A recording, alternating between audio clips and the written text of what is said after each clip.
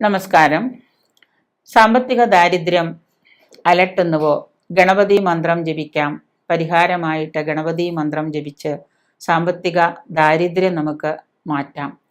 സാമ്പത്തിക ദാരിദ്ര്യം നമുക്ക് ഇന്ന് എല്ലാവർക്കും വളരെയേറെ ഫേസ് ചെയ്യുന്ന, അഭിമുഖീകരിക്കുന്ന ഒരു പ്രശ്നം തന്നെയാണ് സാമ്പത്തിക ബുദ്ധിമുട്ട് മൂലം പല കാര്യങ്ങളും മാറ്റി വയ്ക്കേണ്ടി വരുന്നു. കുട്ടികളുടെ പഠനം മുതൽ വിവാഹം വരെ പല കാര്യങ്ങളും സാമ്പത്തികം പോരാതെ വരുന്നത് കൊണ്ട് നമ്മൾക്ക് വഴിയിൽ ഉപേക്ഷിക്കേണ്ടതായിട്ട് വരുന്നു. ആഗ്രഹങ്ങളും പ്രാഥമികമായിട്ടുള്ള അടിസ്ഥാന ആവശ്യങ്ങൾ വരെ കുട്ടികളുടെ ആണെങ്കിലും കുടുംബത്തിലെ ആണെങ്കിലും സ്വന്തമായിട്ടാണെങ്കിൽ പോലും പ്രാഥമിക ആവശ്യങ്ങൾ പോലും പലതും നമുക്ക് മാറ്റി വയ്ക്കേണ്ടി വരുന്നു സാമ്പത്തിക ദാരിദ്ര്യം മൂലം. അതുകൊണ്ട് തന്നെ നമുക്ക് ഈ ഗണപതി മന്ത്രം ജപിച്ചുകൊണ്ട്, ഗണപതി മന്ത്രം നിരന്തരം ജപിക്കുന്നത് കൊണ്ട് നമ്മുടെ സാമ്പത്തിക ദാരിദ്ര്യം നമുക്ക് മാറ്റാനായിട്ട് സാധിക്കും. സാമ്പത്തിക ബുദ്ധിമുട്ടുകൾ എല്ലാവർക്കും വളരെയേറെ വിഷമതകൾ ഉണ്ടാക്കുന്ന ഒന്നാണ്.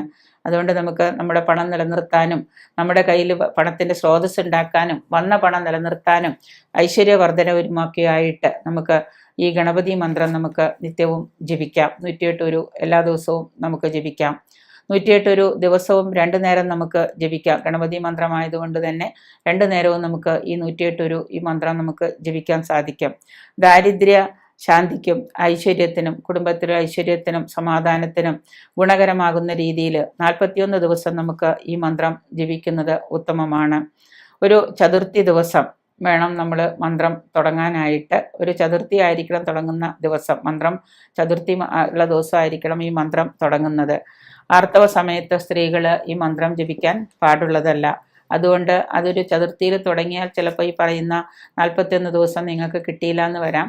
അതിനെന്ത് ചെയ്യണം എന്നുള്ളത് നമ്മൾ ഒന്ന് ചിന്തിച്ചിട്ട് അതിനൊരു മാർഗം നമ്മൾ തന്നെ സ്വയം കണ്ടുപിടിക്കുക. ചിലവർ അത് പീരീഡ്സൊക്കെ ഒന്ന് പതുക്കെ ഒഴിവാക്കിയിട്ട് മറ്റേതെങ്കിലും ടാബ്ലറ്റൊക്കെ കഴിച്ച് ഒഴിവാക്കിയിട്ട് 41 ദിവസം ഉപാസിക്കാറുണ്ട്. അങ്ങനെ പറ്റുന്ന ശാരീരിക പ്രകൃതി ഉള്ളവർ അങ്ങനെ ചെയ്യുക. സ്ത്രീകൾ ആർത്തവ സമയത്ത് ഈ മന്ത്രം ജപിക്കരുതെന്ന് കർശനമായിട്ട് ആചാര്യന്മാർ നിർദ്ദേശിച്ചിട്ടുണ്ട്. അതുകൊണ്ട് ഈ മന്ത്രം നമുക്ക് ഗണപതി മന്ത്രം ജപിക്കുന്നത് എങ്ങനെയാണെന്ന് നമുക്ക് നോക്കാം.